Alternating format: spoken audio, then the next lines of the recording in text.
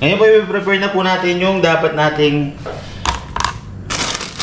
i-prepare. Kamatis. Ay, kamatis.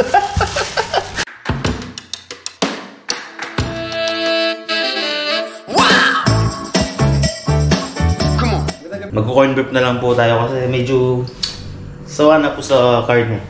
Kaya ito po, corn beef, not sponsored. Ngayon po i-prepare na po natin yung dapat nating i-prepare. Kamatis. Ay, kamatis. Kamatis. Ano tawag ito? Potato. Tag-ina.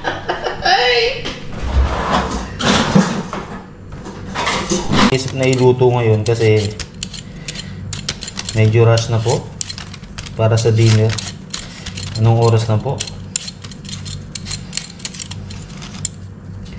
It's already 2 PM here.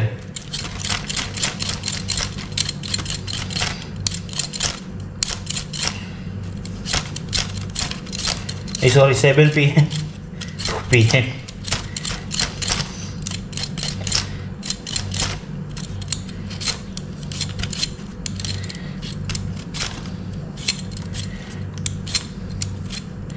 Ito po yung usually na classic lang na corned beef na niluluto natin sa bahay.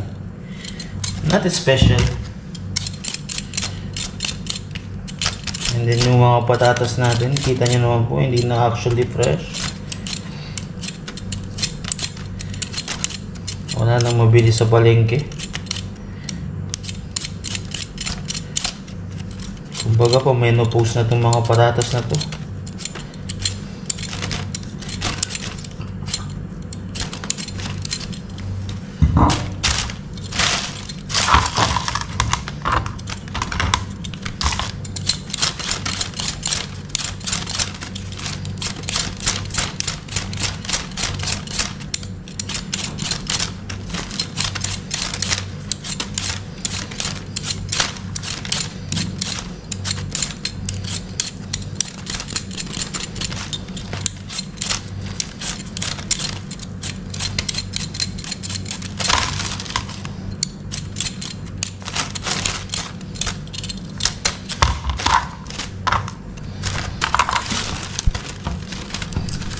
I-cut lang po natin siya ng pa-square.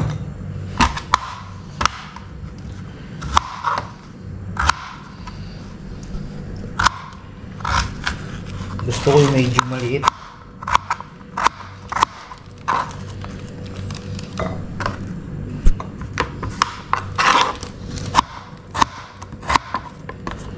Para mabilis lumambot. Actually, di naman siya papalambutin ng gusto. Yung tama lang.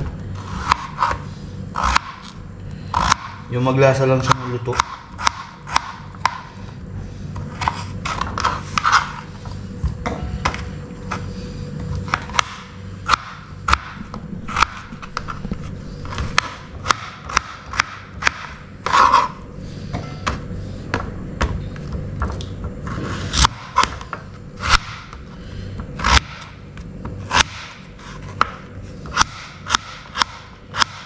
Nakikita niyo po medyo marami tayo ng patatas.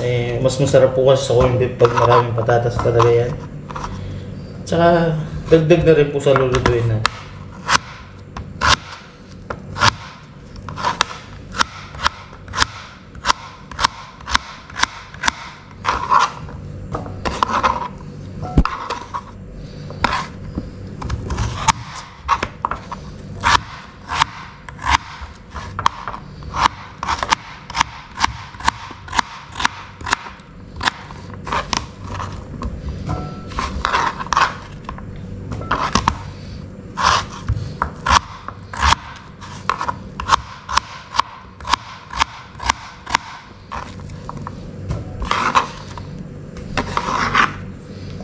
Babalamin na natin ng konti.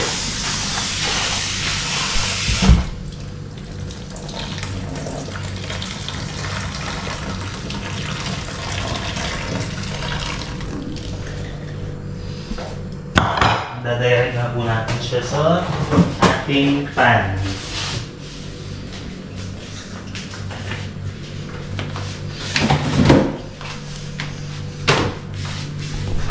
bawang at sibuyas natin.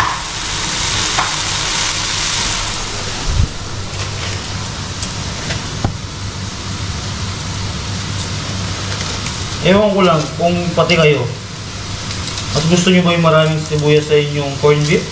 Or sakto lang? Kasi ako mas gusto ko maraming sibuyas. Kasi nakakadagdag siya ng sweetness. Kahit saan, kahit anong iluto ko, basta hindi nawawala yung sibuyas na panggisa. Marami talaga ako maglagay ng sibuyas. Kaya sometimes, nangangamoy sibuyas na rin ako. Ay, joke lang yun. Kumbay.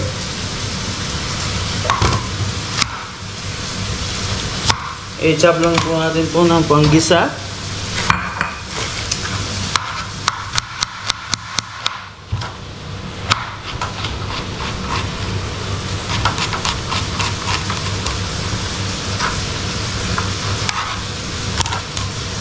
Hindi matalim ang kutsilyo, kaya medyo di!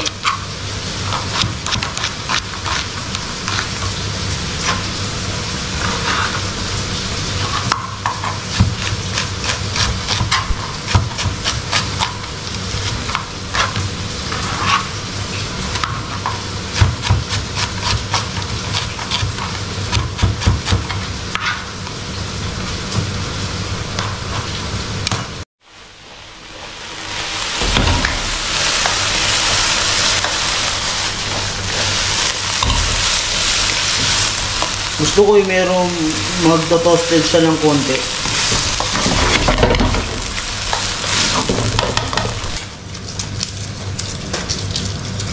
Ngayon dito naman tayo sa bawang. I-mince lang siya natin.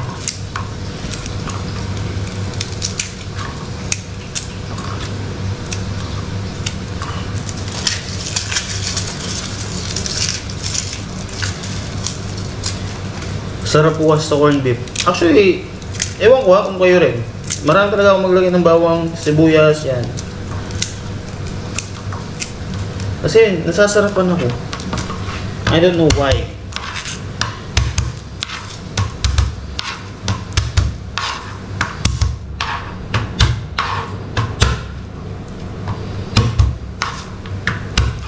And then after po nito, we have leftover rice there in chiller.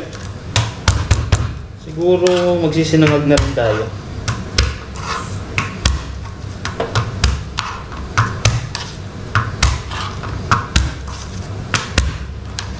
Yun.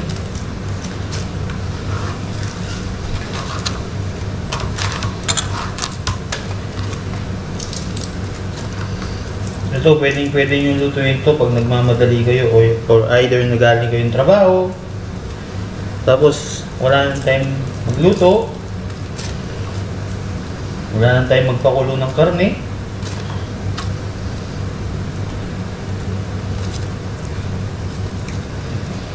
Ito naman, pag linuto nyo ng gabi, for sure, ano pa ninyo to? Breakfast pa ninyo to.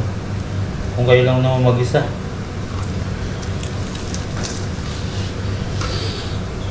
At saka ang corned beef, masarap yan. Last na pag sinama mo sa sinangag. Eh, wow, the best! Corned beef, baka naman! Kahit anong brand dyan.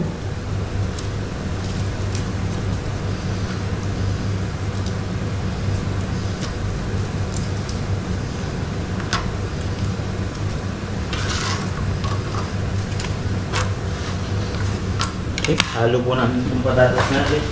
At baka ito'y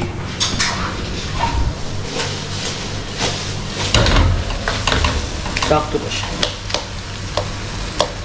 Medyo matigas-tigas po siya ng konti. I-mince lang natin to. Huwag naman yung super mince siya. Kaya hindi ako gumagamit ng food processor. Kasi ayoko yung super mince. Madaling masunog kasi yun.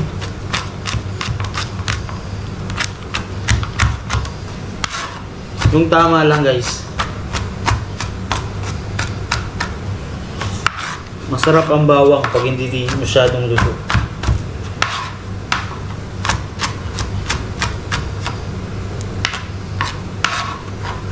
Sa mga low blood, inay-inay lang sa bawang ha.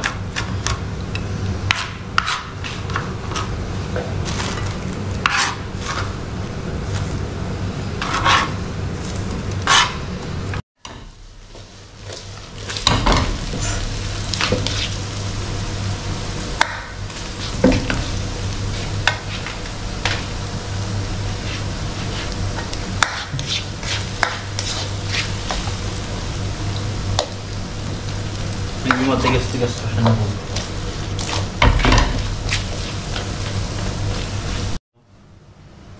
Corn beef.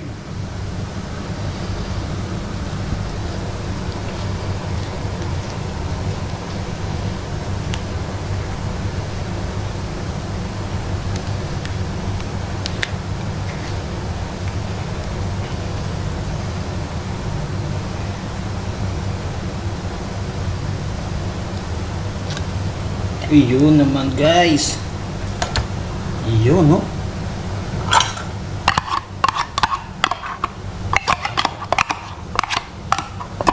Ito yung binabayaran natin dito eh.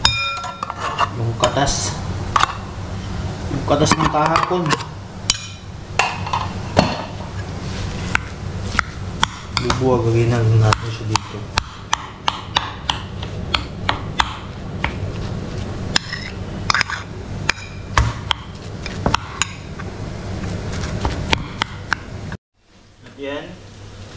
At yan, medyo malambot na. So, separate muna natin to.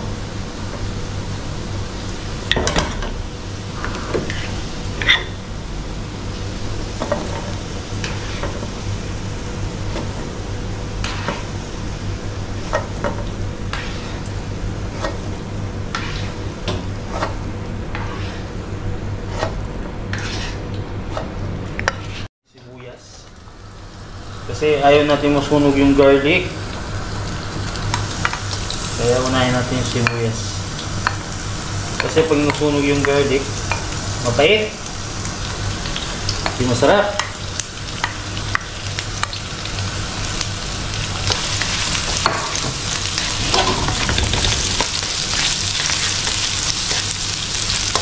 Parang nilalasyon lang ng jowa nyo. Ang pait. Parang ang palaya.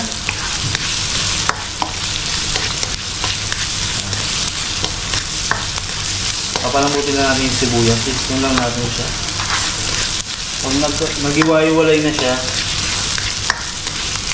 pwede natin ilagay yung garlic. Siyempre ayaw din natin mawala kasi yung crunchy ng sibuyas eh. Ng onion.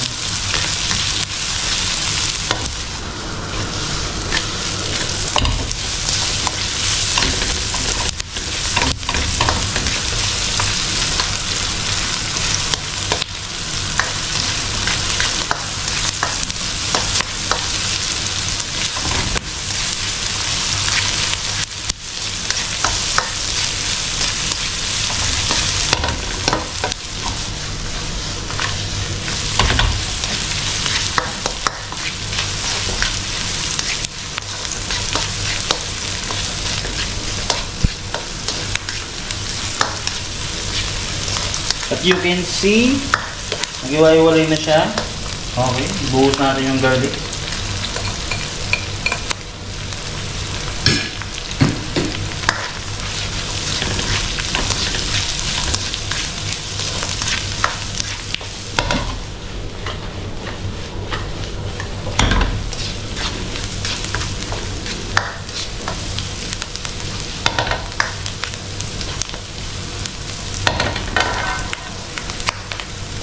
Wala kasing butter guys. Mas bibigyan ko sana ng butter.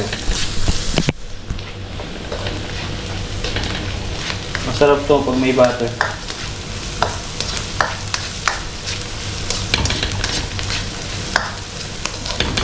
Nakalimutan natin bumili. Wala sa isip natin. Eh shit! Wala naman kami isip.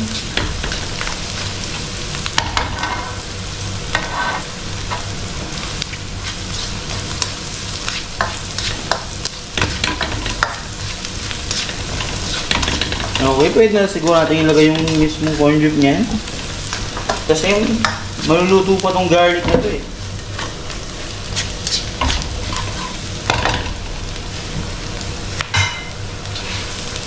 Pagod natin guys.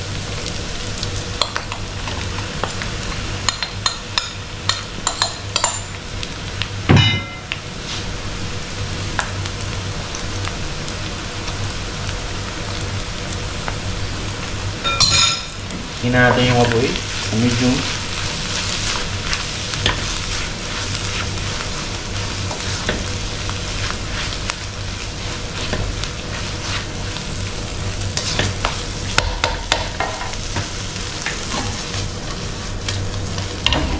Pag ako nagluluto ng corned beef guys, binibigyan ko ng konting tubig.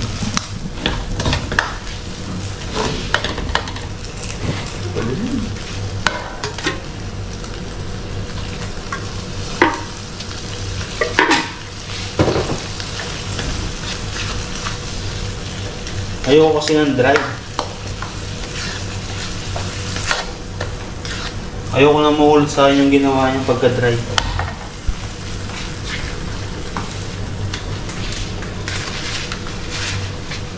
Salt and pepper lang dapat. Mayaman tayo sa magic sarap, kaya magic sarap na lang. But I will put little bit pepper. That's it.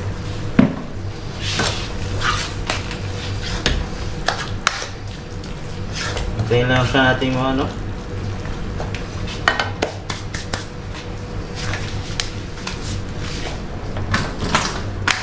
Tingnan na.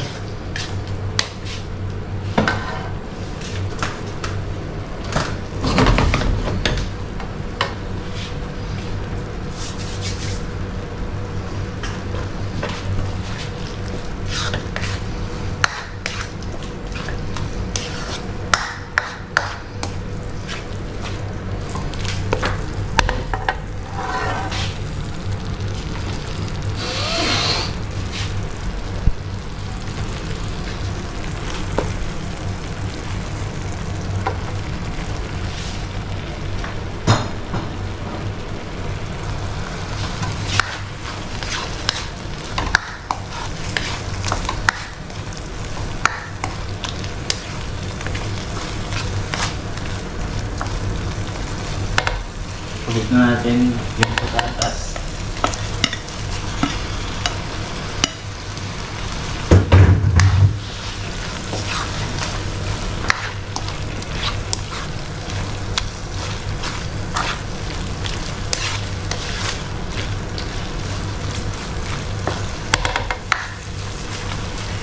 Isang kulo!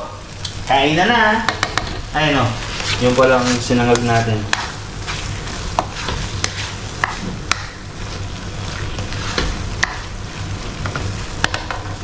2 to 3 minutes, okay na yan.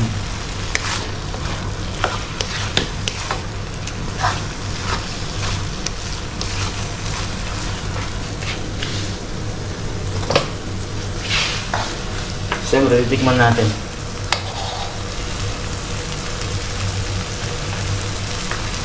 Yan dyan natin yung ano.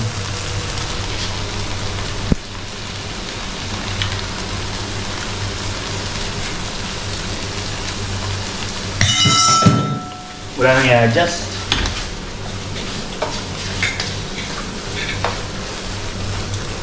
Perfect bite. Okay, done.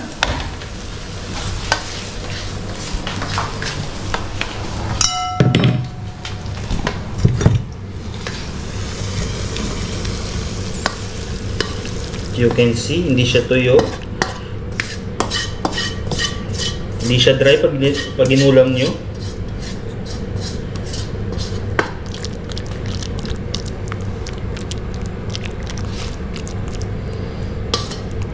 Yun.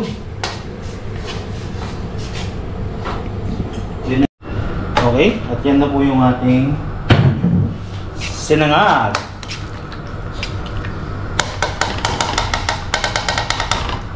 At dito naman sa ating fried rice, i-toasted natin ng konti itong garlic. Mas masarap kasi dito sa fried rice pag toasted yung garlic.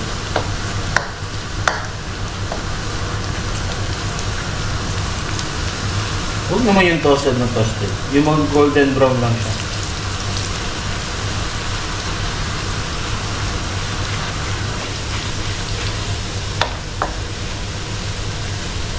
See? Almost golden brown na siya. At ngayon, maglalagay tayo ng itlog sa ating fried rice.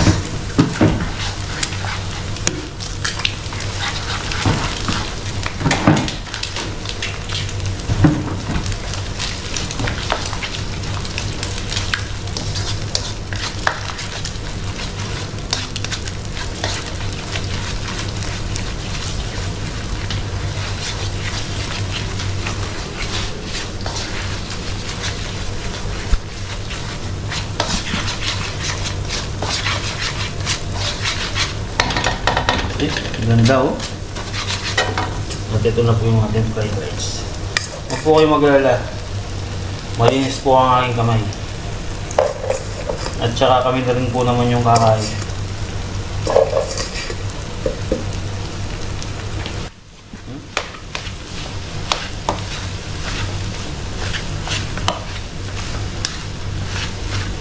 See? Ganda ng color ng egg oh. Hindi siya na toasted.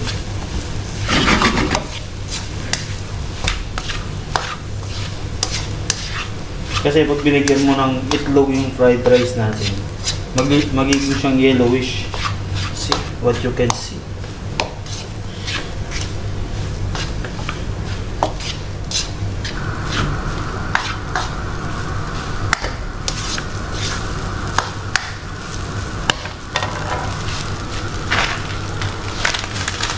Magic sarap! Baka naman! Konti lang. Sakto mabigyan na ng lasa. Kasi meron siyang itlog eh.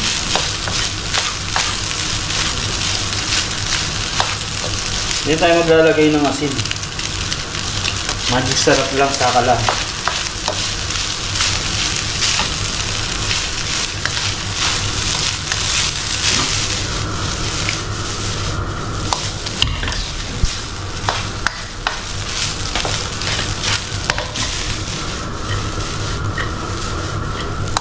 Wow.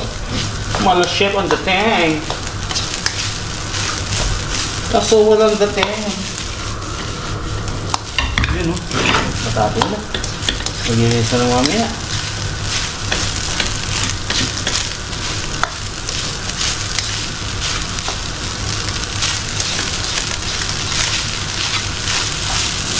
We have leftover spam there at the chili.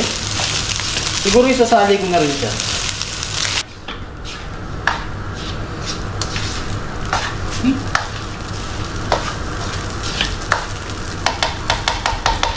Ito na po yung spam. Hindi ko na siya sinama sa perito kasi nga medyo toasted na siya kanina. So tama lang yan. Yung naka-absorb lang siya ng heat. Ang init galing sa kanin. Dips na yan guys.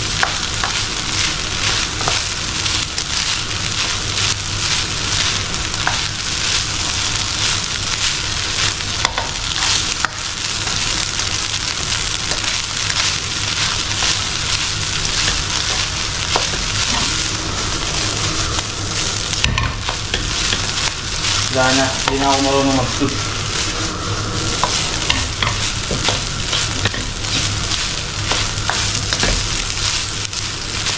Okay, goods na to guys.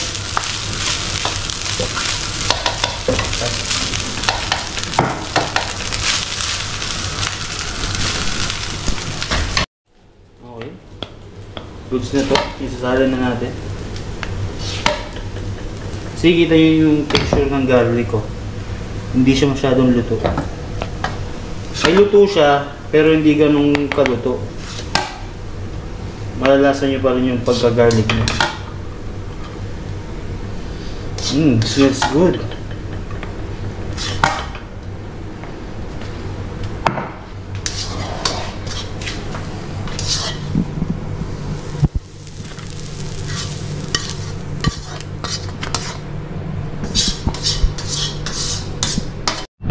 At ngayon po, titikman na natin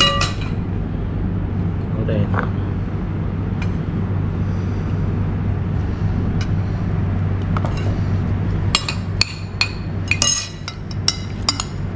See, meron siyang oil ng konti.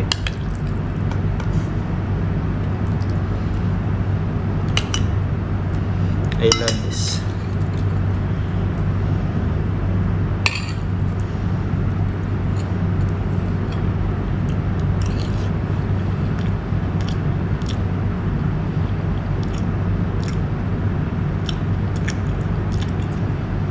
Sakto siya, yung crunchy ng sibuyas nandun pa rin. Tapos yung patatas nagme-melt siya sa bibig. Sarap. With sinangag.